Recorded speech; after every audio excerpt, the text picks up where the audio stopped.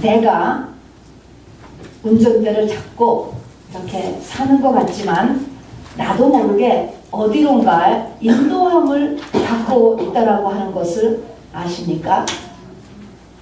마치 아이를 태어나면 나이를 먹어가면서 부모의 유전인자를 따라서 얼굴 모습이 닮아가고 나타나고 체형도 어머니나 아버지의 그 유전인자를 따라서 나타나고 재능도 나타나고 하면서 그 아이, 부모의 유전인자를 가져서 그 아이가 이렇게 성장해 나가는 것을 봅니다. 영적 DNA가 있단 말입니다. 우리 모두에게. 그래서 이 영적 DNA가 우리를 이끌어 가신다라고 하는 사실을 여러분 잊지 마시기 바랍니다. 영적 DNA가 우리를 어디로 인도해 갈까요? 이스라엘 민족에게 주셔서 매년 반복하게 하셨던 절기라는 것이 있습니다. 하나님의 택한 백성들을 인도하는 곳이 절기입니다. 그래서 하나님께서 이것을 우리에게 알려주신 것입니다. 그래서 창세전에 택함받은 사람들 중에 아직 예수를 영접하지 않은 사람들은 유월절이라고 하는 절기의 첫 번째로 인도함을 받게 됩니다. 그 다음에 우리는 유월절이 시작됐잖아요. 저와 여러분은. 그런 사람들은 모두 다 어디로 하나님께서 이끌어가고 계시냐면 오순절로 이끌어가게 됩니다. 가장 중요한 게 오순절입니다. 그리고 이제 마지막 절기가 초막절이고, 초막절은 우리의 개인적으로는 죽을 때, 또 인류의 역사에서는 주의 재림, 종말이 초막절이 됩니다. 자, 그래서 저와 여러분이 다 오순절을 향하여서 바로 영적 DNA가 우리를 인도해 가고 계신데, 우리는 반드시 내 육체의 기간 동안에 바로 성취되어야 될 것이 오순절입니다. 그래서 이 오순절은 행사가 아니에요. 내 것이 되어야만 하는 것입니다. 그래서 이 오순절은 성탄절보다도 중요하고 부활절보다도 중요하고 우리의 인생의 목적이 되는 것이고, 또 저와 여러분의 교회 생활의 목표 지점이 되는 것입니다. 우리가 이 오순절이 1년 절기로 본다면 다음 주일이 오순절 주일입니다. 오순절 날이에요. 오순절이라고 하는 것은 한자말로 오라는 것은 5고요. 순이라고 하는 것은 10이에요. 그래서 오순절이라는 것은 부활절부터 50일이 걸렸다. 이런 의미에서 오순절이고, 그것을 다시 브레이크다운하면 40일은 부활하신 주님이 제자들하고 같이 보냈던 기간이 40일입니다. 그리고 10일은 마가의 다락방에서 전심으로 기도했던 게 10일에서 50일이 이렇게 채워져서 바로 마지막에 필요한 것이 무엇인가라는 것을 우리에게 이렇게 알려주시게 이렇게 되는 것입니다. 자, 그래서 이 오늘 이제 오순절을 일주일 앞둔 이 주일날, 이 어떻게 우리의 인생에서 가장 중요한 오순절을 어떻게 우리가 맞을 수 있는가라는 것에 대한 종합편입니다. 내용이 분량이 많습니다, 여러분. 그러니까 집중해서 꼭 들어주시기를 주님의 이름으로 꼭 부탁드리겠습니다. 여러분, 이 오순절은 인류의 종말하고 똑같이 개인적인 종말이 있고 인류 전체의 종말이 있듯이 오순절도요, 인류 전체에 오순절이 있었고 개인적으로도 오순절을 맞이합니다. 그러니까 모든 것이 인류 전체가 가는 것과 내 개인이 가는 거에 항상 두 가지가 있게 됩니다. 인류 전체의 오순절이 2000년 전에 일어났습니다, 여러분. 그래서 인류는 전체를 지금 이제 마지막에 초막절을 향하여서 가고 있습니다. 인류 전체에 유월절이 있었고 인류 전체에 오순절이 있었습니다. 저와 여러분도 똑같이 개인적으로 이제 오순절을 향하여서 지금 가고 있게 된다라고 하는 것입니다. 그런데 인류 전체의 오순절을 바로 2000년 전에 마가의 다락방에서 120문도에 의해서 바로 일어나게 되었는데, 이것을 알곡이라고 하죠, 여러분. 열매입니다, 여러분. 사실 예수님이 3년 반 공생에 계실 동안에 수만의 인파가 따라다니고 혜택을 입었다고 했지만 수만 명 가운데 120명을 열매로 건지신 것입니다. 그 120명이 열매예요, 열매. 그리고 알곡인 것입니다. 그들을 남은 자다라고 그렇게 이야기하는 것입니다. 저와 여러분도 다 이것을 향하여서 가야 되는데, 그들이 어떤 상태에 일이 있었는가라는 것을 좀 먼저 살펴보려고 합니다. 예수님께서 바로 부활하신 다음에 40일 동안 이 땅에서 그 제자들하고 같이 계셨습니다. 부활하신 다음에요, 예수님은 빌라도 찾아가지 않았습니다. 자기를 때렸던 로마 군병들 만나러 가지 않았습니다. 여러분, 그런 것에 관심도 없으셨던 것 같아요. 제자들을 만나고 계셨습니다. 여러분. 자, 그래서 40일 동안 예수님이 하고 같이 이렇게 지냈는데, 사람이 분명히 십자가상에서 돌아가셨는데 부활하셨습니다. 여러분. 그래서 그 부활하신 주님이 벽을 통해서 오고 그냥 손과 옆구리에 창자국과 못자를 그냥 가지고 계시고, 그 죽었다가 살아나신 그분과 그 부활체와 같이 지낸다라고 하는 것은 얼마나 놀랍습니까? 너무너무 놀라운 거예요. 너무너무 놀라움에도 불구하고 제자들은 점점 더 갈등과 고난이 심화되고 있었습니다. 여러분, 이거 심각한 것입니다. 여러분, 예수님이 부활을 하셨으면은 모든 문제가 다 해결됐으면 좋았을 것인데, 부활하신 주님과 같이 지내고 있는데 점점 더 어려움이 짙어지고 있었다니까요. 예수님과 제자들 사이에 큰 간격이 있다는 것을 깨닫게 되고, 그 간격이 심화되고 있는 거예요. 제자들은요, 끝까지 뭡니까? 사도행전 1장에 들어가서도 이스라엘을 회복함이 이때니까 언제나 우리를 로마에서 우리를 해방하는 것입니까? 우리나라가 로마에서 해방되는 것이 그들의 최고의 목적이었습니다. 그래서 언제나 우리가 로마에서 해방됩니까? 이것이었는데, 예수는 뭡니까? 이 40일 동안에 하신 일을 한마디로 한다면 하나님의 나라를 전파했다는 거예요.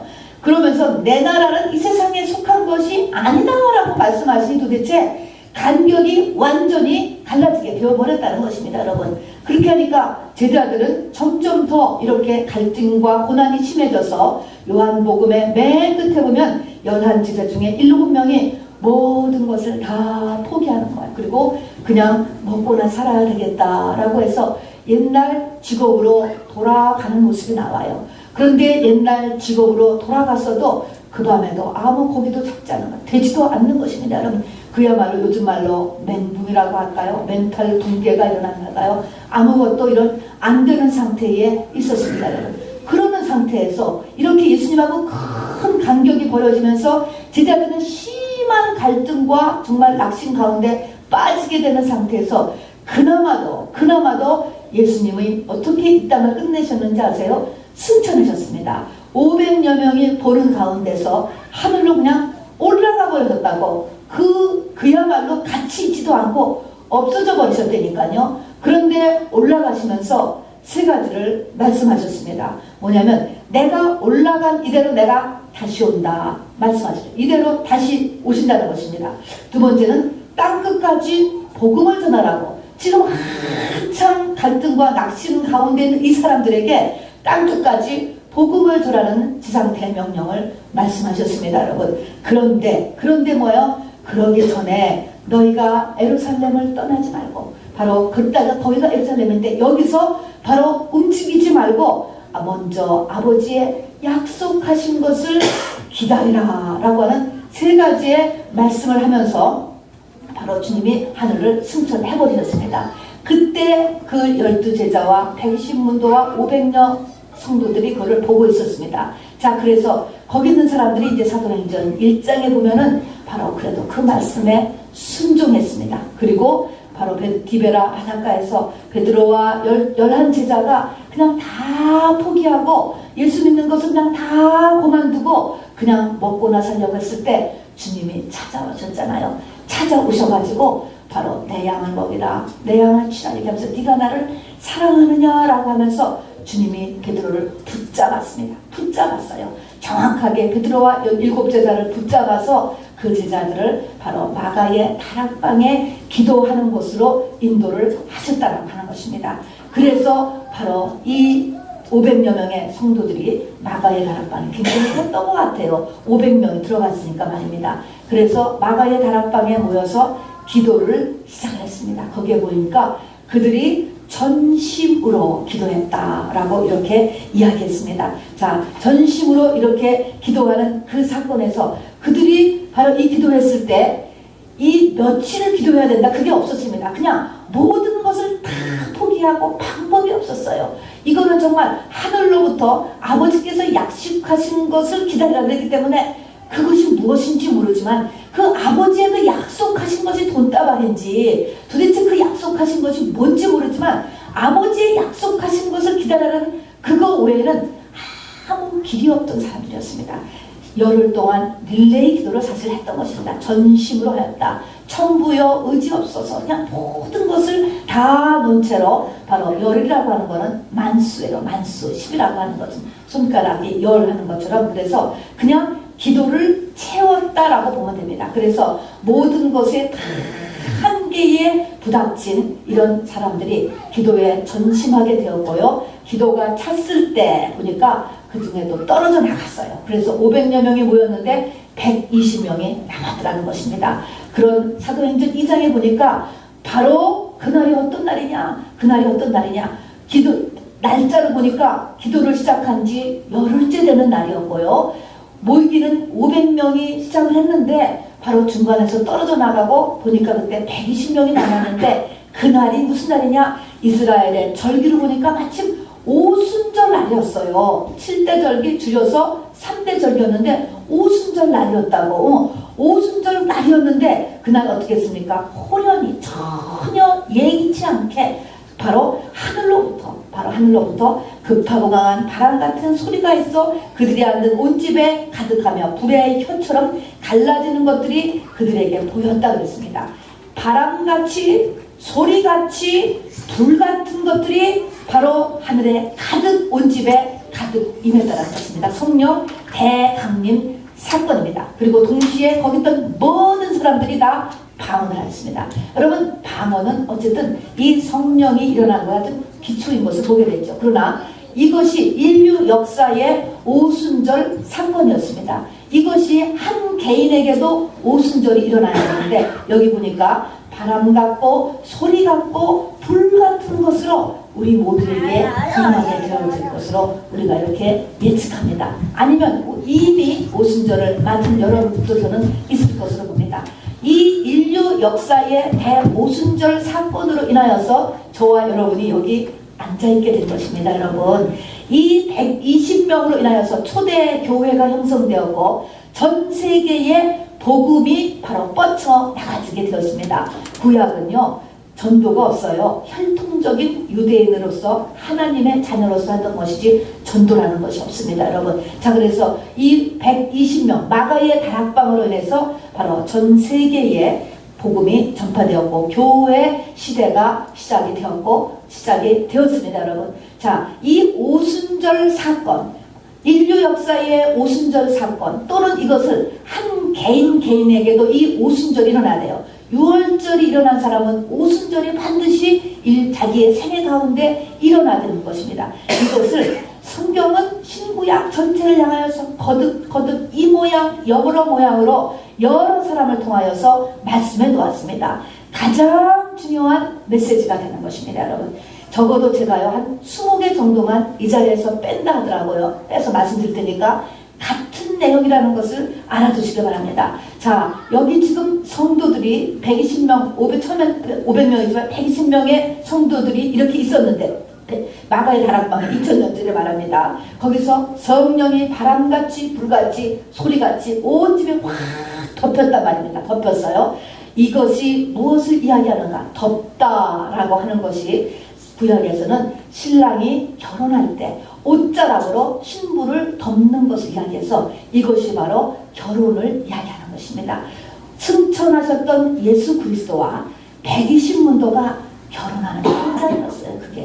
그게 신방인 것입니다. 여러분, 자, 여러분 참고로 말씀드리면 이래서 이제 사도가 탄생했습니다. 여러분, 자, 이것이 성령에 의해서도 가능하지만 다른 영들도 그 영의 사도로 만들 수 있다는 것도 여러분 잊지 마시기를 바랍니다. 여러분, 자, 어쨌든 승천하셨던 예수님이 바로 이 성도들에게 온 집에 가득하게 덮였다라는 것은 신랑의 옷자락으로 덮어졌다 해서 바로 신방을 지금 바로 이야기하는 것이고 결혼했다라는 것을 이야기하는 것입니다. 예수님께서 돌아가시기 전에 요한복음 17장에 보면은 대제사장의 마지막 기도, 여기 있는 12제자뿐 아니라 그 이후의 사람들을 위해서도 하나님 이것이 되게 하여 주시옵소서 하면서 큰 소리로 간절하게 기도했던 것이 바로 저들이 내 안에, 내가 저들 안에, 저들이 예수 그리스도와 하나가 되게 하옵소서 라고 하는, 바로 그리스도 안에 들어가게 해달라는 것을 간절히 기도하셨습니다. 그게 요한복음 17장에 바로 이 유니온 위드 크라이스트가 바로 이 마가의 다락방을 이야기하는 것입니다. 주님의 기도가 그 기도였습니다. 여러분, 두고 가는 제자들, 그리고 기후에 저와 여러분, 바로 성령받은 저와 여러분들이 바로 일생 동안에 반드시 6월절, 이 오순절까지 가게 해주옵소서라고 지금도 바로 보장판에서 기도하신다는 것을 잊지 마시기 바랍니다. 자, 그리고 이렇게 되고 나니까요, 여기 보니까 아까 말씀 읽은 대로 자녀들은 예언을 하며 젊은이들은 환상을 보며 늙은이들은 꿈을 꾸리라 이야기했습니다. 하나님과의 직접적인 교제가 이때부터는 가능한 것입니다. 꿈을 통해서든지 예언의 영을 입에서든지 환상을 통해서든지 하나님과의 교제가 가능한 것입니다. 우리가 좀 좋지 않은 말이긴 하지만 직통 계시라는 것이 가능해지는 것입니다, 여러분. 그래서 요한도 얘기하기를 그때부터는 아무도 너희를 가르칠 필요가 없다라고 하는 말이 거기서 나오게 되는 것이죠. 자, 이것은 또한 무엇을 상징하느냐? 이스라엘 민족들에게요, 매 50년마다 희년이라고 하는 절기를 수행해 했습니다. 희년이 되면, 이 50년이 되면은요, 이스라엘 사람들은 잃어버렸던 땅이 있습니다. 바로 문제가 있어가지고 빚에 자기의 땅을 바로 이렇게 팔아먹게 되었다면 50년이 되면 잃어버린 땅을 다 원주인에게 되돌려줬어야 됐습니다. 돈이 없어서 당시에는 사람을 노예로 팔았었습니다. 종으로. 남편이나 아내나 자식이 노예로 팔려가는데 50년이 되면 무조건 다 귀환하는 것입니다.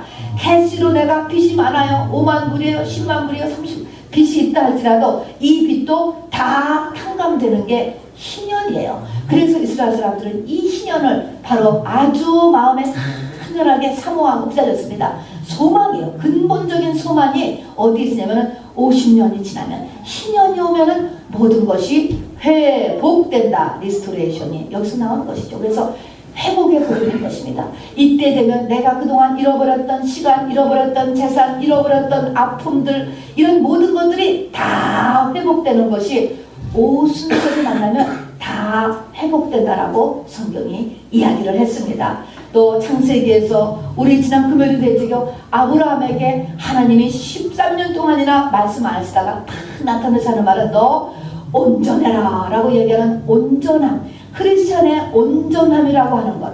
에베소서에 보면은 교회의 존립 목적, 교회의 모든 직분과 조직의 목적이 뭐냐면 성도를 온전하게 하는 것이다 라고 하는 온전의 단계가 이 오순절을 맞으면 온전해진다라고 이야기하는 것입니다, 여러분. 그래서 바로 이 아브라함은 모리아 산에서, 그게 바로 예수님 하나님을 만난 지 50년째 되는 해입니다, 여러분. 그때 모리아 산에서 이 아브라함은 개인적인 오순절을 받게 되는 것을 보여주는 것입니다. 그때 이제 믿음의 단전이 올라가는 것입니다. 그리고 구약적인 배경에서 보면 이스라엘 민족 전체가 광야를 거쳐서 가나안에 들어가는 것을 이야기했습니다. 가나안 땅에. 근데 잘 보세요. 1세대 가운데 홍해를 건너서 애굽을 탈출했지만 가나안에 들어간 사람은 2명밖에 없었습니다. 다 그냥 광야에서 거꾸로 지면서 인생의 기간을 버렸습니다. 절대로 인생의 오순절까지 가는 것이 쉽지 않다는 것입니다. 수많은 사단의 공격과 방해가 있어요, 여러분. 자, 이 가운데서 이기는 자가 돼야 바로 우리가 가나안에 들어가는 것입니다. 개인적인 인생의 오순절을 맞이하는 것이고요. 또 이거를 보면요, 성막 제사를 봐도 똑같이 같은 내용인 것입니다. 성막 제사를 보면 맨 처음에 보면 성전 뜰이 있습니다. 성전 뜰의 신앙이 있습니다. 성전 뜰의 신앙 필요합니다. 틀린 건 아니에요. 또 이것도 성전 뜰의 신앙이 있어야 결국은 성전 뜰을 거쳐서 성소를 거쳐서 지성소를 들어가게 되는데, 성전 뜰의 신앙은 뭡니까? 하나님의 힘을 힘입어서 내 소원을 이루는 것이 성전 뜰의 신앙이에요. 여러분. 괜찮습니다, 여러분. 처음에 하나님을 박착박착 다 집어주셔요. 뭔가 체험을 주시고 하나님께서 그걸 통해서 확 우리를 깨우고 하나님께 이끄는 역할을 하는 것입니다, 여러분. 이런 성전 뜰의 뜰의 신앙이 있습니다, 여러분. 그 다음에 성소의 신앙이 있어요. 성전 뜰의 신앙을 육의 신앙이다라고 한다면 성소의 신앙은 혼의 신앙입니다. 혼적인 신앙입니다. 교회를 다니면서 아주 큰 음악회를 한다. 혼의 신앙 괜찮아요, 여러분. 그러나 그 혼의 신앙, 아름다운 성가대 찬양을 올려드리고 바로 음악회를 하는 거 혼의 신앙입니다. 열심히 지식적인 신학의 공부를 하고 성경 공부하는 거 혼의 신앙입니다. 예술이 들어갑니다. 또 엄청난 봉사와 구제, 이거 다 혼의 신앙입니다. 괜찮습니다, 여러분. 그러나 하나님께서는 더 가라고 하는 거예요. 더 가라고. 더 가는 것은 뭐예요? 육체를 찢는 것입니다. 겉사람이 죽는 것. 왜냐하면 지성소를 들어가려면 성소와 지성소 사이에 휘장이 딱 쳐있는 거예요. 그 휘장은 뭐예요? 바로 육체다라고 이야기하는 것입니다. 너희의 육체가 찢어져야 된다. 육체가 찢어지는 거예요. 죽는 거죠. 죽는 것. 내 겉사람이 죽어야 바로 영의 신앙으로 들어간다는 것입니다, 여러분. 자, 거기까지 들어가는 것이 인생의 오순절을 맞는 것이라는 것입니다. 그래서 지성소에 들어가는 신앙이다라고 이야기했습니다. 그런가 하면 창세기부터 이건 약성된 거예요. 창세기 3장에 보면은요, 바로 너에게 잉태하는 고통을 크게 한다라고 이야기했습니다. 하나님의 씨가 내 안에서 잉태되는 고통인데 이것이 고통이 심해. 광야 40년을 통과해야 되는 것을 이야기하는 것입니다. 그래서 하나님의 씨가 내 안에서 잉태되는 것, 이게 똑같이 오순절을 이야기하는 것입니다, 여러분. 그뿐만이 아닌 것입니다. 거듭난다라고 하는 단어가 있습니다. 우리가 성령을 받는 그 즉시 바로 방언을 하고 주님을 영접하는 그 순간을 사람들은 거듭난다라고도 이야기를 해요. 그러나 정말 거듭나는 것은 내 육신이 우리 어머니의 모태로부터 출생하는 것이 나는 거잖아요. 근데 그 나는 것이 아니고 하늘로부터 나는 것입니다, 여러분. 그래서 거듭나는 거예요. 위로부터 나고 하늘로부터 나아지는 것은 오순절을 통해서 나아지는 거예요. 여러분, 바로 이 땅에서 우리가 보면은요, 왜 사람이 부모의 몸에서 나아졌을 때를 보면은 생식기와 우리의 배설기가 같이 있어요. 그런 것들이 뭡니까? 우리의 겉사람은 배설물을 갖다는 거예요. 우리의 배설물가 다 버려져야 된다는 것입니다, 여러분. 그래서 우리는 하늘로부터 반드시 다시 나야 그게 사람이에요. 사람. 진짜 사람이라는 것입니다. 그래서 인생의 오순절을 맞아야 된다는 것이죠. 이것을 위해서 이 땅의 모든 것들이 다 운행되고 있는 것입니다, 여러분. 무엇 때문에 존재하고 인류 역사가 운행되고 있는가라는 그 근본에 우리가 꼭 진리의 눈이 열려질 수 있게 되기를 바랍니다. 그렇게 된 경우에 그래도 새 사람이다. 성경 새 사람. 이름이 달라지는 거예요. 내가 이름이 달라졌다는 건 완전히 다른 사람. 자, 그리고 이것을 바로 희년이라고도 이야기했고 이것을 아브라함의 복이라고도 또한 이야기를 했고요. 또 세상을 이겼다라고도 이야기하고 그렇게 된 사람에게는 너희가 이제 바로 이 오순절을 맞으면 너희가 권능을 받고 내 증인이 된다 그랬습니다. 당연히 권능이 함께합니다.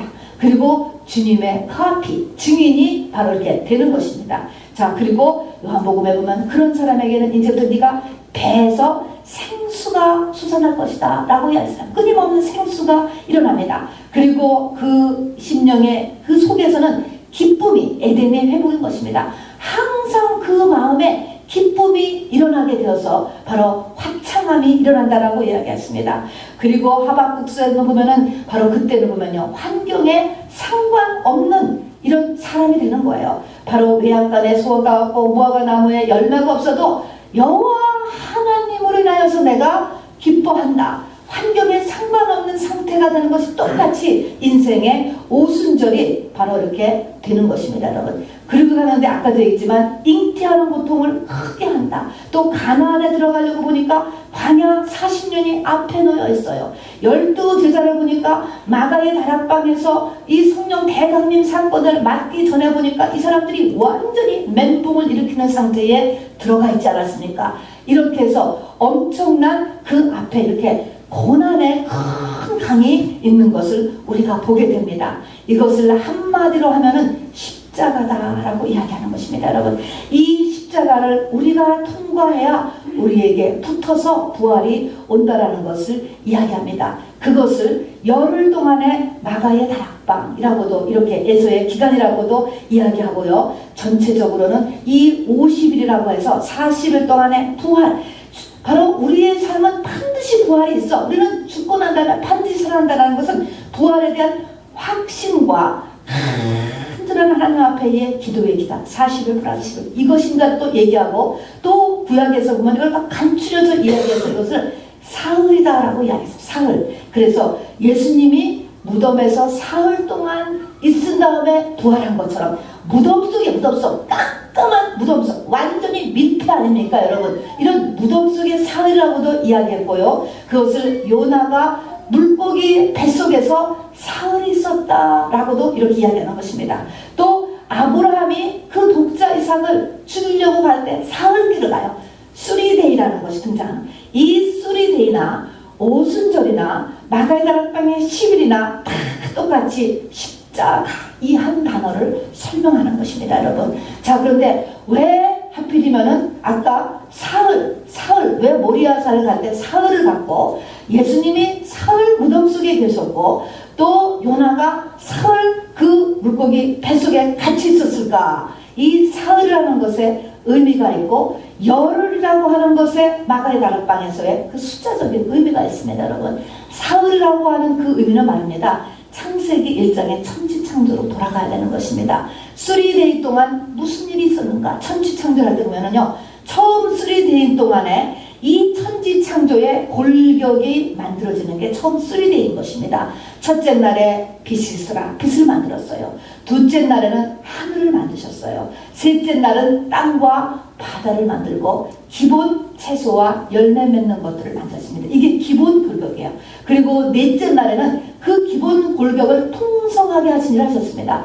그래서 하늘에는 해와 달과 별을 팍 띄우시고, 공중에는 새들로 가득 채우시고, 바다에는 물고기로 가득 채우시고, 그리고 바로 여섯째 날에 사람을 만드셨던, 넷째 날, 다섯째 날은 풍성히 채우는 역할을 하신 거예요. 여섯째 날은 사람이에요. 그러니까 첫째 날, 둘째 날, 셋째 날은 기본 골격을 만드는 것이 사흘이라고 하는 것입니다 여러분. 그러면 사흘 동안 있었다라고 하는 그 말은 뭐냐면, 사람이 뭐예요? 근본이 달라져야 된다.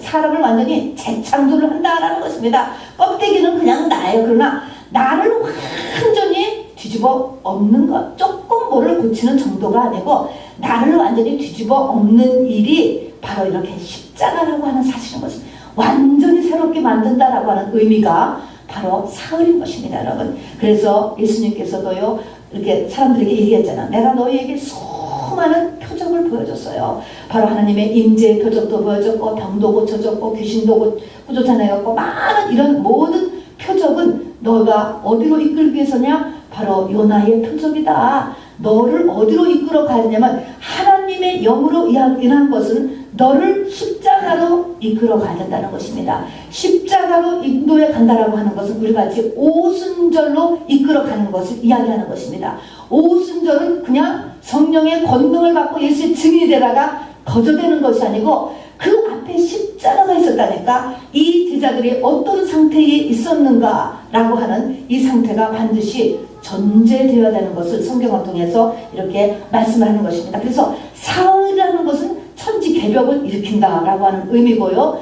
그 다음에 열흘이라고 하는 의미는요, 만수, 열송거라, 만수, 항상 십계명이라든가 이렇게 열이라고 하는 것은 만수에서 기도가 차야 된다라는 것을 이야기하는 거예요. 이 기도라는 것은 한마디로 하면은 회개 기도예요. 그리고 회개 기도라는 한마디로 죄예요, 죄. 내가 갖고 있는 모든 죄를 하나님이 원하시는 분량만큼 털어내는 거야, 털어내. 이것을 하나님 앞에 털어낸다는 것은 상달시키는 것입니다. 내 회개를 하나님 앞에 상달되게 하는, 이것이 차면은 회개하라, 천국이 가까워니라는 그 단순한 기본 원리가 적용이 돼서 내가 완전히 사람, 뉴 퍼슨으로 바로 이렇게 바뀌어지는 것입니다 여러분. 자, 그래서 열이라고 하는 그 의미는 그런 의미인 것입니다. 여러분, 아브라함이 지난주에 얘기했잖아. 모리아산에서 가장 자기의 귀한 독자 이상을 하나님 앞에 드림으로 인하여서 아브라함의 바로 오순절을 맞이한 것이다라고 이야기했고, 그게 신앙의 목표 지점이라고 믿음의 조상 한 사람을 통해서는 똑같이 말씀해 줬습니다. 그리고 이제 아브라함이라고 하는 한 사람을 지나고 난 다음에는 이스라엘 민족 전체를 통해서 똑같이 우리에게 지금 보여주시는 것입니다. 여러분, 우리가 아브라함의 복을 많이 이야기합니다. 창세기 12장에 부르심을 받을 때부터 아브라함의 복이 나와요. 15장에 복이 나와요. 17장에 복이 나와요. 여러분, 이 아브라함의 복을 제가 한번 읽어볼게요. 한번 보시기 바랍니다. 아브라함에게 고향 친척 아버지 집을 떠나 내가 보여줄 땅으로 가라 라고 하는 오도가 내려지면서 바로 나오죠. 내가 너로 큰 민족을 이루고 내게 복을 줘 내 이름을 창대케 하고 너는 복의 근원이 되고 내가 복을 너를 저주하는 자는 하나님이 저주하고 그리고 네가 축복하는 자는 하나님이 축복하고 땅의 모든 족속이 너로 인하여 복을 얻을 것이다. 12장의 축복의 말씀이었어요. 15장의 축복의 말씀은 어떻습니까? 하늘을 우러러 목별을 셀 수 있나 보라. 네 자손이 이와 같으리라 라고 축복의 말씀 주셨습니다. 또 하나님께서 땅을 가리키면서 내가 애굽에서부터 그 큰 땅 유브라데까지 애굽 땅에서부터 유브라데까지 너 내 자손에게 주리니 겐 족속, 그니스 족속, 한몬 족속, 헷 족속, 브리 족 지금 살고 있는 족속들이 이름 얘기하는 거예요. 르바 족속, 아버리 족속, 가나안 족속, 그리고 가르가스 족속, 여부스 족속의 땅이 다 내 후손에게 갈 것이다. 놀랍습니다, 여러분. 17장에서도 또는 어떻게 축복합니까? 너로 내가 심히 번성하게 되리니 내게서 민족들이 나며 왕들이 내게서부터 나오리라. 그리고 나와 너빈 대대 후손의 언약을 세워서 너와 내 후손에 나는 하나님이 되고 내가 너와 내 후손에게 내가 거류하는 이 땅 곧 가나안 온 땅을 주어 영원토록 살게 하겠다고 했습니다. 17장 15절에 보면은요, 내 아내 사례 이름을 사례라고 바꾸라고 하면서 또 내가 사라에게도 복을 주어서 아들을 낳게 하며 그로 여러 민족의 어머니가 되게 하고 또 여러 민족의 여러 왕이 그에게서 나게 하고 그의 기업이 되게 하고 나는 그들 하나님이 되라. 이 말이 얼마나 많은 축복을 이렇게 받습니까? 아브라함과 사라가 이런 말씀을 들었습니다, 여러분. 자, 그런데 창세기 23장 이후로 이제 아브라함과 사라가 죽는 모습이 성경은 이렇게 자세하게 기록이 되었습니다. 아브라함의 죽음, 사라의 죽음 우리가 다 보게 됩니다. 그들은요, 우리가 생각하는 거부가 되어 있지도 않았고 자녀는 오히려 주변 사람들보다도 훨씬 더 적었습니다. 자녀를 약속해 주었고 그리고 바로 땅을 약속, 이 두 가지를 약속해 주었는데 그 당시에 세상의 기준이었습니다. 세상의 높이 되는 기준이 땅과 자녀의 숫자, 아들의 숫자였는데 이 두 가지가 하나도 사실은 보통 사람만큼도 안 된 채로 죽었어요, 여러분. 자, 그런데 놀라운 것은 뭡니까? 그것이 된 것이 아니라 아브라함의 복은 뭐가 아브라함의 복입니까? 아브라함은요, 그동안에 50년 동안에 하나님을 아는 일, 하나님과의 교제를 통하여서 무엇을 알았습니까? 영혼의 눈이 열렸다는 것입니다, 여러분. 하나님이요, 애굽에 갔을 때 바로왕을 꼼짝 못하는 거 보았습니다. 318명의 개인 군대를 가지고 9왕의 세계 전쟁에 가서 이기게 하는 거 해주셨습니다, 여러분. 얼마든지 기적을 보았습니다, 아브라함이. 그러나 그거하고 자기에게 지금 있는 거하고 또 다른 문제였습니다. 그러나 아브라함은 드디어 하나님과의 바로 교제를 통하여서 무엇을 알았냐면 이 세상보다 더한 곳이 있다라는 것을 들은 게 아니고요, 확실하게 체험적으로 알았다는 것입니다. 여러분, 이게 아브라함의 복이에요, 여러분. 여러분, 아니요, 그래도 이 세상에 잘 살아야지. 그건 아직 거기까지인 거예요. 이것이 실제적으로 내 삶에서 실제적으로 일어나게 된 것. 그래서 바로 영생은 하나님과 그 보내신 자 예수 그리스도를 아는 것, 자꾸 경험하는, 하나님을 경험하고 예수님을 경험하고 자꾸 경험하고 그래서 뭐를 알았냐면은 바로 본향이 있다라는 것을 그냥 알아버렸어. 체험적으로 오순절을 경험하는 사람들의 특징이 그거를 아는 거예요. 진짜로 이스라엘의 회복이 이때니까가 아니고요, 체험적으로 진짜 알았다니까요. 자, 그래서 이런 것을 가리켜서 세상을 이겼다라고 이야기하는 것입니다. 세상을 이겼다라는 것은 저는 뭐예요? 이겼다라는 것은 내가 원하는 것을 성취했다라는 의미가 아니고 세상하고 상관이 없어. 세상이 흔들면 흔들려서 고난은 되죠. 그냥 흔들리는 건 흔들리는 거예요.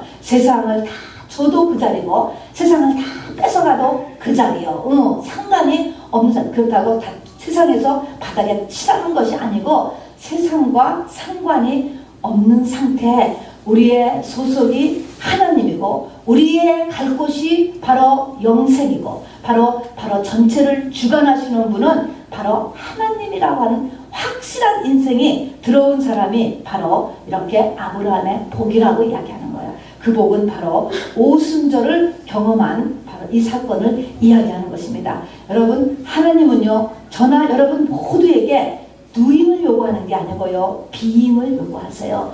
업적, 성취가 아니고요, 바로 어떤 사람이 되느냐가 중요한 거예요. 여러분 잘 생각해 보세요. 어떤 사람이 되느냐가 중요하다니까요. 베드로가요, 보세요. 3,000명을 회심시키는 능력이 있었어요. 투시의 은사로요, 아나니아 삽비라가 거짓말하고 금방 알아냈어요, 여러분. 그리고 말 한마디에 아나니아 삽비라가 죽어버렸어요. 죽이는 그런 능력이 있었어요. 그리고 감옥에 갇혔을 때 천사들이 베드로를 딱 풀어주는 역할이 있었어요. 이런 걸 보면요, 개인적인 엄청난 능력이잖아요. 권능이 많은 것입니다. 그러나 그거 하고 그러면 계속 권능을 향하면서 높아지는 게 아니고 어느 때 보니까 감옥에 그냥 갇혀 매를 맞아. 베드로가 매를 맞는다니까. 그리고 베드로가 나중에 십자가에 거꾸로 달려서 죽어요, 여러분. 그는 세상에서 이긴 게, 우리가 어떤 세상에 들어보면은 이긴 게 아니지 않습니까? 잡히고 매 맞고 죽었는데 바로 오순절을 통과하고 나니까 베드로가 어떤 사람이 됐는지 아세요? 얼마나 실력자가 됐는지 아세요? 바로 그 사도들을 불러들여 사도행전 5장에 보면은 채찍질 했다라고 그랬습니다. 매를 맞았어요, 여러분. 채찍질을 하면서 했는데 사도들이 베드로가 뭐라고 얘기하냐면, 그렇게 예수의 이름을 위하여 능욕받는 일에 내가 합당한 자로 여기심을 기뻐하면서 공회 앞을 떠나느라. 그들이 날마다 성전에 있든지 집에 있든지 예수는 그리스도라고 가르치기와 전도하기를 그치지 아니하였다 했습니다.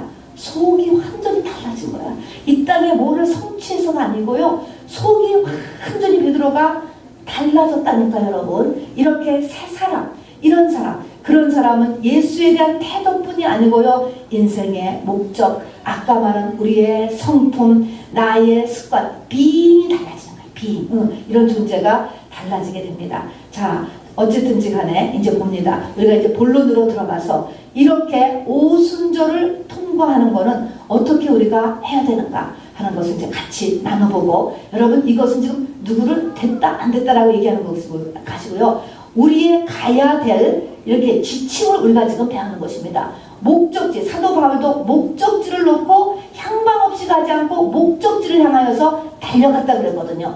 우리의 목적지가 어디냐는 이런 신앙생활의 지침을 배우는 거예요, 지금. 이게 지금 된 사람은 없어요, 여러분. 목적지가 어디냐, 이 고지를 지금 이렇게 지금 말씀드리는 거예요. 하나님의 말씀은 내 발의 등이다. 그런 것처럼, 이 등이 제대로 똑바로 펴져야 그걸 가기 때문에 제가 지금 이 기준을 성경을 통해서 말씀을 드리는 것입니다. 자, 그래서 우선 이 사람들이 사도로서 태어난 이 사건은 바로 마가의 다락방 오순절을 통과하고 난 다음부터 사도가 되었습니다. 그때부터. 자, 이 사람들이 이렇게 사도가 되기 전에 인생의 오순절이 바로 부름받은 그때부터 된 게 아닌 것입니다. 알다시피 오랜 기간, 금방 된 것이 아니고 오랜 기간이 지났습니다. 이 12제자, 11제자죠. 이 11제자는요, 유대인들이었어요. 유대인들은요, 구약의 정통한 사람이에요. 우리하고 달라요, 여러분. 구약 성경에 정통한 사람들이었어요. 그리고 3년 반 동안 예수를 열심히 쫓아다녔는데, 거기 얘기한 걸 보면은 우리가 죽기까지 따르겠다라고 했어요. 굉장했던 사람들이었어요. 죽기까지 따르겠다. 그리고 우리가 모든 것을 버리고 주님을 다 따랐다. 이렇게 이야기했습니다. 물론 이러한 열심이 있었지만, 열심히 있고 또 구약은 다 알고 예수님과 함께 다니면서 모든 기적과 가르침을 다 보고 행하고 했던 사람이지만, 우리가 알지요? 그들은 한계를 가지고 있었어요. 우리가 알다시피 목숨의 위험이 오니까 다 도망갔어요. 자기 목숨이 오니까 다 도망갔어요. 그리고 예수님 잡히자가 도망갔잖아요. 또 그들에게는요 동료 간의 시기가 있었잖아요. 이 사람은 어떻게 되냐, 저 사람 시기를, 내 마음속에 시기를 해결하지 못할 수가 있어요. 그리고 아직 이 세상 잘 되고 싶은 욕망을 버릴 수가 없었어. 그러면서도 엄청난 열심이 있었다고요. 그리고 나름대로는 버렸어. 모든 것을 버렸다고 하는데 그래도 또 못 버렸다니까. 출세욕도 못 버려서 좌의정 우의정 누가 할 것이냐 라고 하면서 완전히 못 버렸어. 또 나라의 회복, 그거 꽉 붙잡고 있었어요. 그러니까 이 세상도 아직 못 버린 상태요. 미숙하지요. 또 그런가 하면은 바로 사단이 그냥 공격을 하면은 겟세마네 동산에서 2시간 좀 기도 좀 해라, 1시간. 근데 마귀가 공격하면 기도 못하고 그냥 꼬박꼬박 다 자. 아직 마귀한테 진단 말입니다. 또 예수님은 간질 걸린 소년의 병을 귀신을 딱 쫓아내는데 이 제자들은 아직 거기까지는 못 쫓아냈어. 조그만한 것들은 쫓아내는데 어떤 때는 못 쫓아냈어. 이게 오순절 전에 제자들의 상태예요, 여러분. 그러나 이 제자들이 여러분 훌륭했다. 이 기간이 있었다라는 것을 잊지 마시기 바랍니다.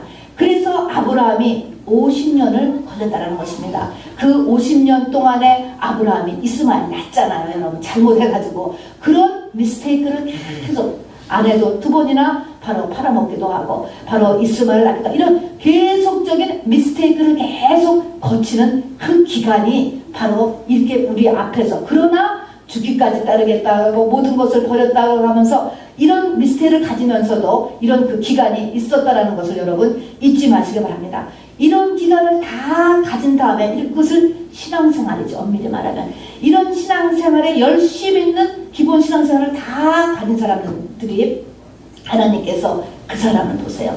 뭐를 그 다음 2번째 단계 보냐면 부활의 확증인 것입니다, 여러분. 자, 그래서 뭐가 확증하, 이런 미스테이크를 다 가졌음에도 불구하고 내 속에서 사람이 죽었다가 반드시 다시 살아난다라고 하는 부활에 대한 확증이 그 사람한테 확실히 들어갔느냐 안 들어갔느냐라는 건 하나님이 정확하게 하세요. 그래서 창세기 22장에 모리아산에서 아브라함의 독자 이삭을 죽일 때 22장 가기 전에 21장 보면은 아브라함이 그걸 알았어요. 그래서 그때 영생하시는 하나님의 이름을 불러서 에셀람을 세웠다. 아, 진짜 우리는 육체가 죽은 다음에 다시 살아나. 그래서 하나님과 같이 사는 거야 라고 하는 영생의 확진. 그리고 제자들에게는 뭡니까? 주님이 다시 사는 40일 동안 12번을 만나면서 같이 지냈다니까, 보여줬다니까. 그래서 부활을 확증을 하는 것입니다, 여러분. 자, 이 부활의 확신이 있는가 없는가라는 것을 하나님이 절대적으로 아세요, 여러분. 우리가 자녀들을 낳아서 키우면은요, 여기 딴난에서 의행하고 의행 태어나는데 얘를 금방 시집 보내고 장가 보내냐고. 예수님의 신부가 금방 될 수가 없죠. 그런데 얘가 커. 이제 크면 부모는요 정확히 알아요. 아, 쟤 결혼시켜야 되겠다. 시집갈 나이가 됐네. 장가 보낼 나이가 됐네 하는 걸 부모가 정확히 안다고요. 우리 속에 부활의 신앙이 제가 됐는가라는 거를 주님이 아세요. 그래서 신앙생활을 열심히 자기 나름대로 잘 해가다가 부활신앙이 딱 되면 그대로 어디로 인도합니까? 부활신앙이 된 사람을 하나님은 어디로 인도해요? 무덤으로 인도해요. 물고기 뱃속으로 인도해요, 여러분. 한계로 집어넣는 것입니다, 여러분. 고난이 오는 것이에요. 고난이, 내적인 고난, 한계의 고난, 어떻게 할 수 없는 바로 고난 속으로 바로 이 사람들을 인도해 하게 된다는 것입니다. 자, 그래서 이 고난 가운데 바로 이제 우리가 어떻게 해야 되는 것입니다. 어떻게 해야 되는가? 이것은요, 주님이 그 다음부터 우리를 붙잡아 주셔야 돼요. 왜냐면 너무나 한계 속에 부닥쳐 있기 때문에 내가 기도도 못해. 그냥 그 제자들이 먹고나 살아야 되잖아. 그래서 고기 잡으러 가면 어부였기 때문에 그냥 이미 멘붕이 됐다니까 이런 상태까지 들어가는 거예요. 환경적으로. 이렇게 해서 이때는 사람이 못해요. 예수님이 찾아가서 붙잡잖아요. 엘리야도 완전히 나를 그냥 죽여주세요. 죽는 게 낫겠나 할 때 천사가 찾아갑니다. 이런 것처럼 이거는 내가 할 일이 아니고 우리를 인도하시는 그 하나님이 우리를 찾아오세요. 어떤 형태로든지 우리를 붙잡으십니다. 우리의 내면을 붙잡아서 어디로 인도한다고요? 마가의 다락방으로, 기도하는 자리로 우리를 끌어들이시는 것입니다. 그래서 천부여 의지 없어서 가서 기도하는데, 자, 기도할 때 어떤 기도를 해야 되는가? 이제 환경에 4가지를 우리가 주의해서 기도해야 됩니다. 4가지 조건이 갖춰줘야 되는데, 그들을 하나님께서 어떻게 하냐면 그들을 전부 다 모여서 기도하라고 이야기하는 것입니다. 마가의 다락방에 모여서, 흩어지지 말고 모여서 기도하라고 이야기하는 거예요. 자, 한 곳에 모여서 기도하라. 하나님은 약속했었어요. 너희가 두세 사람이 모인 곳에 내가 함께하려 약속했던 것입니다, 여러분. 그래서 혼자서 기도하는 것도 여러분 조용하지만 모이는 거예요. 당시에는 교회가 없었기 때문에 마가의 다락방에 모인 거예요. 교회입니다, 여러분. 교회에 와서 기도하는 것입니다. 2명만 있으면 돼, 2명만. 그래서 교회에 모여야 되는 것입니다. 그럼 뭐예요? 내가 함께해라. 교회, 하나님은 어디 계신 게 아니고 하나님은 그 성전에 계시니 너희는 잠잠할지어다. 하박국서를 통해서도 말씀한 그것이 뭐냐면 성전 하나님이 계시겠다고 약속해 주셨어요.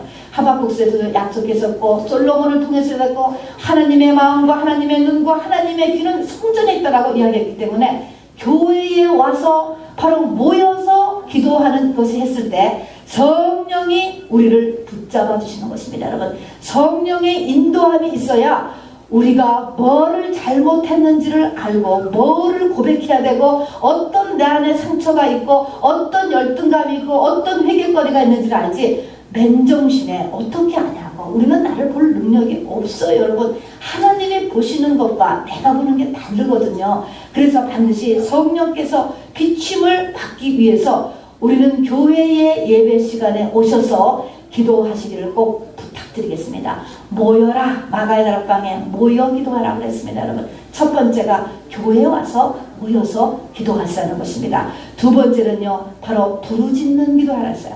간절한 기도, 부르짖는 기도 같은 거예요. 자신을 비우라는 것입니다. 여러분, 이것이 천부여 의지와 똑같은 것입니다. 이때 부르짖는 기도를 나는 할 거야 라고 하는 사람들은요, 뭐가 준비된 사람이에요? 합리화하지 않아요. 어떤 말이 떨어졌을 때 자기 합리화가 필요 없습니다. 변명이 필요 없습니다. 여러분, 자존심 필요 없어요. 무슨 말을 하는데 팍 자존심이 나온다. 아직 마가의 다락방에 못 가요. 이런 사람한테는 회개라는 소리 할 필요도 없어요. 아니, 인간관계만 더 나빠져.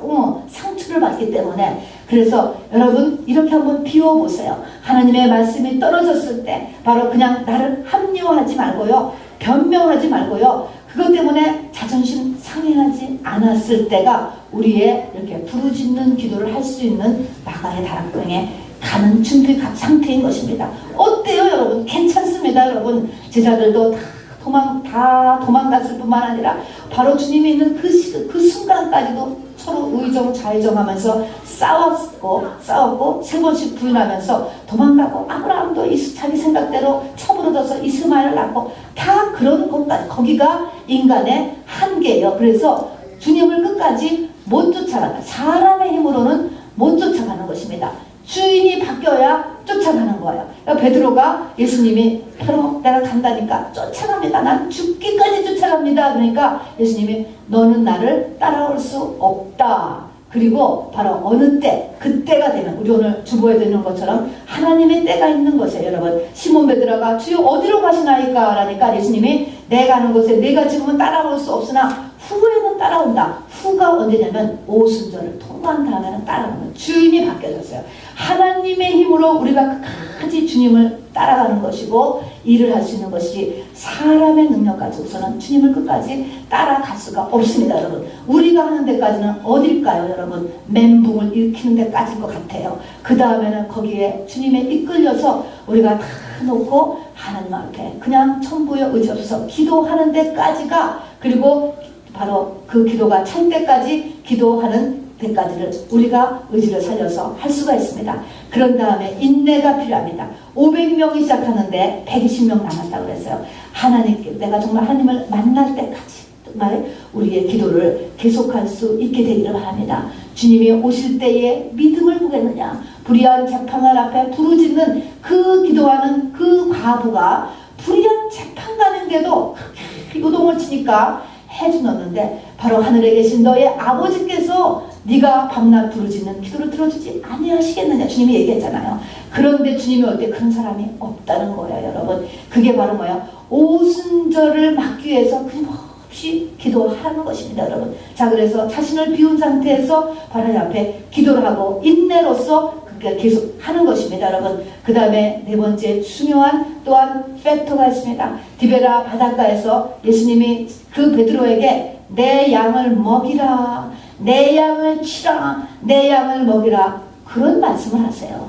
또 거기가 하면은요, 바울이 있잖아요. 사도 바울은 12제자에 들어가지 않았던 사람인데, 이 바울이, 바로 바울도 표대를 향하여서 달려간다고 그랬어요. 달려가는데, 바울은 눈에 꺼풀이 벗겨졌기 때문에, 우리보다 훨씬 더 주님을 많이 아는 분이잖아요. 그분이 예수 그리스도의 남은 고난을 교회를 위하여 내 육체 채우노라. 교회를 위하여.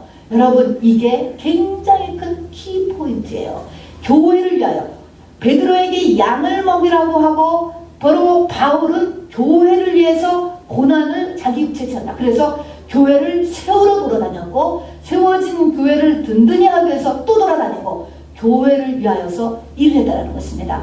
여러분, 이것이 하나님께서 바로 핏값으로 드려지는 우리가 이 주님 앞에서 오순절을 맞게 하는 굉장히 큰 키포인트가 되는 것입니다. 여러분, 이 교회는 예수 그리스도의 몸이라고 이야기했습니다. 몸이면 예수지. 머리가 어디에 붙겠어요? 몸에 가서 붙지. 교회가 예수님인 거예요, 여러분. 교회가 메시아인 거예요. 그런데 교회 다니기가 쉽습니까? 교회 다니기 약은 사람은 교회 못 다녀요, 여러분. 여러분, 교회 다니는 거 얼마나 힘든가 보세요. 교회를 가면요, 반드시 이상한 인간관계에 부닥치게 되어 있어요. 우리가 세상은요, 나하고 비슷한 사람끼리 모이는 거예요. 당연히요. 내가 마음에 안 맞는 사람하고는 안 만나면 되는 거예요. 그런 부분은 안 가면 되는데, 교회는 여러 종류의 인간관계가 반드시 뭉치게 되어 있다고. 자, 그래서 인간관계 때문에 어려워요. 교회를 오면요, 스트레스 받아요, 여러분. 올가매는 게 있어요. 반드시 눌리는 게 있는 것입니다. 율법이 나가는 거예요. 목사님과 여러 거에서 눌리는 일이 일어나다니까 싫어요. 누릅니다, 여러분. 멍해가 다가오기 때문에 싫습니다, 여러분. 또 교회는 한 번으로 끝나냐고. 반복이잖아요. 반복. 매주 헌금 내야 돼. 매주 나와야 돼. 매일 해야 돼. 이렇게 반복적으로 괴롭혀도 이렇게 해가지고 여러분, 교회라는 곳은 결코 여러분 다니는 것이 쉽지 않은 곳이에요, 여러분. 자, 그리고 교회는 음부의 권세가 끊임없이 요동친다고 그랬습니다, 여러분. 이기기는 해요. 이기기는 하지만 바로 베드로에게 음부의 권세가 요동치는 곳이, 음부가 바로 사단마귀가 타겟팅을 하고 있는 것이 교회요, 교회. 그렇기 때문에 엄청난 영적인 싸움이 있게 되는 것입니다. 그런데 교회에 있어야 되고, 교회를 세우는 일을 했을 때 여러분 이겨낼 수 있는 것입니다. 여기에 하나님께서 힘을 주시고 하늘이 열려요, 여러분. 그래서 여러분이 바로 교회에 잘 바로 교회에 붙어 있어야 되고, 교회를 세우는 일이 굉장히 중요하다는 것입니다. 이런 내 배경이 바로 있어져야 되는 것입니다. 잊지 마세요. 모여서 기도할 거예요. 모여서 기도해야 돼요. 그리고 부르짖는 기도를 할 수 있어야 돼요. 자존심 세우지 말고, 합리화하지 말고, 변명하지 말고, 자세를 가지세요. 끝까지 주님 오실 때까지, 죽을 때까지 나는 기도하리라. 여러분, 결단하시기 바랍니다. 기도하기를 쉬지 마세요. 쉬지 말라고요. 포기하지 말라는 거예요. 집어치지 말라는 거예요. 그리고 마지막에는 교회 속에 들어가 있어야 돼요. 거기서 자기 맡은 분야, 사역자면 사역을 하고 있어야 되는 것이고, 바로 성도는 자기의 똑같아요. 사역자나 성도나 자기의 맡은 분야에서 그 포지션으로 그야말로 희생이지요. 이거를 감당하며 짐을 지고 있어야 된다라고 하는 것입니다. 이런 기본 자질을 해놓고 있는 상태에서 이제 본격적으로 기도에 들어갑니다. 이제 조금 남았으니까 여러분 조금만 더 집중해 주시면 됩니다. 문제는 이제 기도를 하는 것인데, 10일 동안 기도했잖아요. 기도를 하는데 이 기도에서 잉태가 되는 것입니다, 여러분. 자, 그러니까 여러분 성경 사복음서에 보면은 씨 뿌리는 비유가 나와요. 씨 뿌리는 비유가 나면서 이것이 모든 비유의 인문이다. 이거를 깨닫지 못하면 너희가 모든 비유를 깨닫지 못할 것이다 라고 하면서 씨 뿌리는 비유를 하는 것입니다. 씨 뿌리는 비유가 뭐냐면 하나님의 씨가 나한테 잉태되기 위하여서 준비 작업, 우리가 접착제를 붙이려도 좀 뭐 이렇게 닦아내고 그 다음에 글루를 붙여야 되는 것처럼 닦아내는 과정에 세 가지를 해야 되는 것입니다. 이게 기도의 내용이에요. 보니까 씨 뿌리는 비유를 보니까 씨를 뿌려, 말씀을 우리가 성경을 읽기도 하고 설교를 듣기도 하고 인터넷 통해서 말씀을 들을 때 씨를 뿌리는데 이 씨가 잉태가 안 돼요. 뭐 때문에 잉태가 안 되니까 길가밭, 돌짝밭, 가시 떨기 때문에 잉태가 안 된다는 것입니다. 길가는 뭐예요? 세상이다 그랬습니다. 길에는 아스팔트에 이런 차 저런 차 왔다 갔다 하잖아요. 그런 것처럼 세상, 내 속에 있는 세상의 영 때문에 잉태가 안 되니까 이거 닦아내는 일을 하라는 것입니다, 여러분. 자, 그래서 마음이 세상에 많이 가 있는 것도 세상에 뉴스라든가 뭐 인터넷이라든가 쇼핑이라든가 또 시사 사람들하고 많은 대화, 나쁜 건 아닌데 잉태하려면 얘 닦아내야 된다는 거죠. 세상에요. 그래서 세상 길가 때문에 안 돼. 두 번째는 돌자 때문에 안 돼. 돌은 상처인 것입니다, 여러분. 상처. 내 속에 열등감으로 남아있고요. 상처로 남아있는 것. 이것도 반드시 다 하나님 앞에서 풀어줘야 돼. 이거 다 성령이 해주시는 일인 거죠. 이거 하나님 앞에 나와줘야 된다는 것입니다. 그 다음에 가시떨기는 뭐냐고 하니까 걱정거리와 유혹이라는 것입니다, 여러분. 걱정거리 맨날 오잖아요. 가시는 맨날 틀리잖아요. 그리고 우리에게 또 맨날 유혹이 와요. 맨날. 세상으로 끌어내는 유혹, 편한 유혹. 유혹과 근심, 이 두 가지가 가시라는 거예요. 이런 맨날 일어나기 때문에 가시. 세상은 우리에게 끊임없이 가시를 내요, 여러분. 자, 그래서 이것은 맨날 오는 거예요. 이 세 가지를 닦아내야지 하나님의 잉태하는 마음밭이 된다는 것입니다. 이건 준비 마음을 닦는 과정이에요, 여러분. 자, 그래서 길가밭, 돌짝밭, 가시떨기밭. 자, 이것을 우리가 준비 작업으로 이렇게 늘 교회 오시면은 닦아낼 준비를 또 하시려고 합니다. 어떻게 해요? 찬양을 하면서 또 이것이 기도의 내용이 되는 거야. 고백을 하면서 하나님 앞에 울면서 이렇게 하면서 나의 세상에 취했던 것, 또 여러 가지 상처, 또 다가오는 오늘도 또 이번 일주일도 여러 가지 걱정거리와 또 여러 가지 유혹거리를 하나님 앞에 다 고백하는 일을 하는 것입니다. 이제 본격적으로 글로로 딱 붙여야 돼. 이제 회개는 이 회개를 하게 되는데 이 회개는 이제 본격적인 이 회개, 가난에 들어가기 위한 회개를 해야 하는데 여러분 이 7개의 제목은 여러분이 명심하고 계시기 바랍니다. 이것은 뭐냐면요. 이스라엘 민족이 홍해를 건넌 다음에 가나안에 들어갈 때까지 40년 광야를 보내면서 42번 지역을 옮겨가면서 7가지의 크게 잘못한 것들을 사람들을 죽여버렸어. 이게 뭡니까? 그 죄가 나한테서 죽어져야 된다. 없어져야 된다. 이것이 반드시 회개해져야 된다. 그래야 너희가 가나안을 들어간다. 라고 하는 7가지 그 42곳을 다니면서 일어난 사건들. 어느 때는 반복적으로 일어나요. 여러 번 일어나기도 합니다, 여러분. 그런 것들을 여러분 민수기, 출애굽기, 신명기 쭉 있습니다. 그렇게 길게 써놓은 왜 이스라엘 민족들을 죽여버렸다? 또 누가 엄마가 죽었다라고 하는 것이 바로 나를 이야기하는 거야. 나한테 있었던 이런 부분이 죽어져야 되는구나. 없어져야 되는구나 라는 것입니다. 맨 처음에 뭡니까? 출애굽 들어가가지고서 한 다음에 맨 처음이라는 것이 금송아지 사건이었습니다, 여러분. 금송아지 사건에서 여러분 완전히 또 거기서 엄청난 사람이 다 비참하게 죽고 금송아지를 갈아서 다 먹여서 없애버렸어. 절대 그러지 마. 첫 번째 사건 금송아지 사건이에요. 금송아지는 무엇을 상징합니까? 금송아지는 나오자마자 우리 저나 여러분 똑같아요. 나가서 전도해도 똑같아요. 하나님이 어디 있어? 하나님 보여줘. 하나님은 증거해줘. 이렇게 하나님을 느껴야 돼 라고 하는 거야. 그래서 하나님이 어디 있느냐 만들어 달라는 거야. 만들어 달라. 그러니까 항상 세컨드 리더, 서드 리더는 마음이 약해요. 아론이 마음이 약해서 백성들 편을 들어서 만들어줬어요. 금송아지로 만들어줬다고. 절 가서 예수 아들 전하면은 표적이 있어야 되잖아. 표적을 좀 보여야죠. 뭐를 낫게 해주든지 하나님의 임재가 있어서 내가 막 갑자기 부들부들 떠는 증상이 일어난다든지 눈물이 벌컥 솟아 나오든지 뭐가 하나님에 있는 실제한다는 것을 보여달라는 것입니다. 빌립도 예수님하고 그렇게 오래 있었으면서도 하나님을 보여주세요. 또 도마도 바로 정말 예수님이 맞는지 정말 손이나 옆구리를 좀 보여주세요. 저와 여러분은 다 오감으로 체험되기를 다 원해. 세상 사람들은 더해.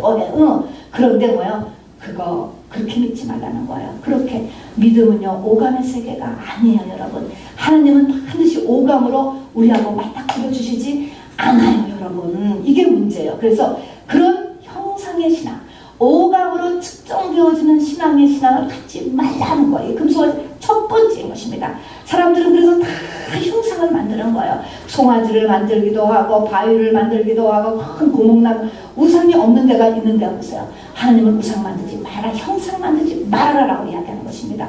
자, 그래서 보이는 신앙, 체험되는 신앙, 오감 신앙 하지 말라는 거예요. 그 다음에 금송아지예요. 금돈이에요, 여러분. 돈 추구하는 신앙. 다음에 소는, 소 중에서도 송아지. 소는요, 그냥 말바꿈에서 그냥 뿌리까지 혀까지 그냥 사람에게 다 주는 게 짐승 중에서 소예요. 그 중에서도 송아지는 말을 잘 듣거든. 내 중심으로 완전히 되는 거예요. 나를 위해서 모든 것을 홀딱 다 주고 내 마음대로 할 수 있는 요런 것이 바로 금소신앙이야. 금송아지 신앙. 보이는 거, 그 다음에 이 땅에 돈 주고, 그 다음에 내 중심. 이렇게 딱 내 마음대로 움직이는 거. 내가 킹이 돼야 되는 거예요. 요것이 금송아지 신앙을 싹 그냥 뻗어서 불에 태워가지고 매겨버리는 이게 금송아지. 그리고 거기 있는 사람을 다 죽이게 했다는 것을 모세 중보기도로 겨우 살려냈어요, 여러분. 그래서 금송아지 신앙 여러분 없애야 돼요. 두 번째가 일어나는 것이 남 탓하는 자세예요. 남 탓. 모세 때문에 그렇다. 아론 때문에 그렇다. 이건 남편 때문에 그렇다. 부인 때문에 그렇다. 부모가 안 믿어서 그렇다. 경제 때문에 그렇다. 다 남 탓하는 거 없애시길 바랍니다. 하나님의 관심은 당신의 영혼이에요. 영혼. 당신의 영혼. 그거를 남 탓을 스탑해야 나를 비춥니다. 세 번째는요, 낙심하는 신앙이에요. 가나안 사람들 앞에 우리는 메뚜기 같다라고 하면서 밤새 곡을 하면서 바로 원망하면서 울었다고 했어요. 애굽에 있는 게 차라리 나. 애굽에 있는 게 왜 들고 나와서 광야에서 죽이느냐 하는 것입니다. 여러분, 이렇게 할 때 원망하지 마시고요, 낙심하지 마시고요. 하나님께서 고난을 주시면은 고난의 큰 것만큼 여러분의 축복이 크다는 것을 믿으시기를 바랍니다. 여러분, 한나가 울고 먹지 못하고 바로 임신한 데는 자기의 모습과 그 분이 나와 남편의 태도 때문에 몸부림을 쳤지만 하나님께서는 그 한나를 통해서 사무엘을 내게 하기 위해서 기도를 요구하셨다는 것, 그 안에 큰 그릇을 마련하기 위해서 그랬다는 것을 잊지 마시기 바랍니다. 그래서 절대로 낙심하고 부정적인 생각까지를 마시기 바랍니다. 이거 없애버려야 돼요. 예수 믿는 사람은 항상 긍정입니다. 긍정. 죽어도 말을 합니다, 여러분. 죽어도 역사합니다, 여러분. 자, 그래서 부정적인 거 낙심 없으세요. 네 번째는요, 권위도전이야, 여러분. 권위도전. 이거 우리 가운데 완전히 빼내야 되는 것입니다. 권위. 미리암과 아론이 모세의 딸 권위에 도전했습니다. 도전할 만하지요. 미리암에 의해서 모세가 키워졌는데, 구해냈는데, 어릴 때부터 엄마 이삭으로 키운 게 미리암이거든요. 그런데 바로 이 미리암이 그 모세가 이 구스 여인과 결혼할 때 컴플레인을 시작을 하면서 한 것에서 하나님이 모세 편을 들었어요. 모세는 내가 믿어 세운 사람이야. 상관이 없는 거예요. 그래가지고 문둥병에 걸린 일이 들어가고요. 그 다음에 그 뒤에 또 고라가 250명의 족장들과 합세해서 왜 모세와 아론만 제사장을 하느냐라고 하면서 반역을 일으켰다가 바로 지진이 일어나서 다 죽은 사건이 바로 이렇게 됩니다. 이것이 거듭되는 거예요. 원망하는 것도 거듭되고, 다음에 낙심하는 것도 거듭되고, 권위도전하는 것도 거듭돼. 매우 조심하세요. 뛰어넘지 않아야 될 부분이 있는 거예요. 그래서 권위가 어디 있습니까? 부모입니다, 여러분. 육신의 부모, 여러분 권위 인정해야 돼요. 교회 내에서 영적 권위 인정해야 돼요. 결혼했을 경우에 부부지간에 남편의 권위 역시 인정돼야 되는 것입니다. 이 세 가지는 넘어가는 거 빼내셔야 되는 것입니다. 이게 네 번째예요. 그 다음에 다섯 번째는요, 하나님의 말씀에 대한 태도예요. 어떻게 여러분이 하나님 말씀을 대하냐는 것이죠. 바로 신명기 8장 3절에 보면 너를 낮추시며 줄이게 하시며 알지 못하면 열조도 알지 못하는 만나를 먹이신 것은 사람이 떡으로만 사는 것이 아니고 여호와의 입에서 나오는 모든 말씀으로 사는 줄 너로 알게 하라니라. 성경 66권의 말씀을 농담으로 여기더란지 말씀을 어떻게 생각하느냐. 말씀이 그러면 그런 거예요. 그리고 내가 따라야 되는 기준으로 바로 하는 이 신앙을 반드시 가져야 돼요. 그리고 여섯 번째로 교만인 것입니다, 여러분. 너를 낮추시며 신명기 8장 3절에 그 광야의 고난의 첫 번째로 기본으로 너를 낮추시며 신앙 인격의 첫 번째는 겸손입니다. 겸손은 모든 복의 근원이에요, 여러분. 이것이 뭔가 잘나서도만 이게 올라가는 게 아니죠. 선민의식, 왕자병, 공주병, 영적 교만, 자기의. 여러분이 자기의가 얼마나 무서운지 아세요? 가정에서의 자기의, 교회에서의 자기의, 사회에서의 자기의. 나는 똑바로 살았다는 거죠. 완전 이거는 귀신이에요, 여러분. 자기의가 없어져. 똑같은 교만인 것입니다, 여러분. 비워야 돼요. 이거 없어져야 되는 것입니다. 그 다음에 7번째가 음란입니다, 여러분. 바로 42번째 이사가는 중에 움직이는 중에 맨 끝이에요. 너무 안타까워요, 여러분. 시딤이라고 하는 곳은 가나안의 큰 접경이었는데 광야 40년 동안에 이 얼마나 이스라엘 백성들이 지쳤겠습니까, 여러분. 이 지쳤는데 이 시딤이라는 지역에서 이 모압 앞에 아름다운 여인들의 초청으로 인해 가지고 음란에 이스라엘 사람들이 빠지게 되는 사건이 기록이 되었습니다. 이것이요 그냥 일어나는 게 아니에요. 그 앞에 보면 발람의 기도로 일어납니다, 여러분. 이것이 다른 영의 힘에 의해서 음란이 일어난다는 것도 여러분 잊지 마시기 바랍니다, 여러분. 그래서 이 발람이 발락하고 협작해가지고 이스라엘을 멸망시켜서는 안 되잖아요. 그렇게 했을 때 거기서 나오는 그 힘이 음란에 빠뜨리게 하자. 그 가나안에 못 들어가게 하려고 바로 거기다가 이 모압 여인들을 바로 거기다 써서 그들의 아름다운 음악과 릴렉스라는 것이지. 릴렉스. 술이 있고 춤이 있고 그리고 이 작전에 넘어가가지고 바로 여기서 크게 죽임을 당하는 사건이 마지막에 있게 됩니다. 그래서 결국 뭡니까? 음란을 깨끗하게 여러분은 회개하고 결단하고 정리해야 된다는 것을 이야기하는 것이죠. 이것이 40년 동안에 하나님께서 죽여버리신 민족 단위를 했기 때문에 7가지의 죄악들이에요, 여러분. 이런 것들이 우리가 이 열을 기도하는 이 우리의 기도 가운데서 없어지기 위해서 온전히 하나님 앞에 상달되는 회개를 하기 위해서 우리가 기도해야 될 내용들인 것입니다. 자, 말씀을 마치겠습니다. 여러분 아가서를 통해서도 말씀하십니다. 나의 사랑하는 자야 너는 빨리 달리라. 주님이 우리를 위해서 달려오고 계세요. 나도 주님을 향해서 달려가기를 원하세요. 그래서 주님과 같이 바로 신랑 신부의 결혼식을 하기를 원해요. 오순절에 마가의 다락방이 우리 개인적으로 여러분 하나님께서 일어나기를 하나님께서 바로 간구하기를 원하신다는 것입니다. 그렇게 하는 것이 주님을 따르는 길인 것입니다, 여러분. 그리고 이것이 성경 66권이 여러 모양으로 바로 반복해 놓고 있는 우리 인간들이 가야 될 고지인 것입니다.